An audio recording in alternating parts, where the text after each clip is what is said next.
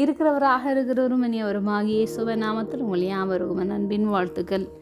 தேவன் அவர்கள் பெருமூச்சை கேட்டார், நினைந்தருளினார். யாத்ராம் 2 அதிகாரம் 24 மற்றும் 25.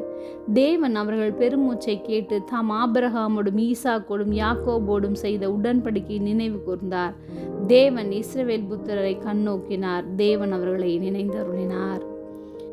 வாழ்க்கையின் சில தருணங்களில் போதிய ஆதரவோ நேரமோ நிதி வசதியோ இல்லாத போதிலும் நாம் பெரிய பொறுப்புகளையும் எதிர்பார்ப்புகளையும் சுமக்க வேண்டிய கட்டாயத்துக்கு தள்ளப்படுகிறோம்.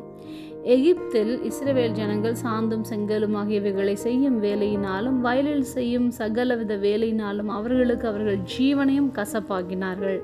அவர்களை கொண்டு செய்வித்த மற்ற எல்லா வேலைகளிலும் அவர்களை கொடுமையாய் நடத்தினார்கள். இது போலவே நமது அன்றாட போராட்டங்களும் பல நேரங்களில் நம்மை சோர பண்ணக்கூடும். இருந்தாலும் இத்தகைய இக்கட்டான சூழ்நிலைகளிலும் நம்மை வழி நடத்தவும் தூக்கி நிலைநிறுத்தவும் தேவனுடைய மேலான கரமும் அவருடைய மாறாத வாக்குத்தத்தங்களும் நமக்கு துணையாக இருக்கின்றன என்பதை அவருடைய வார்த்தை நமக்கு நினைவூட்டுகிறது.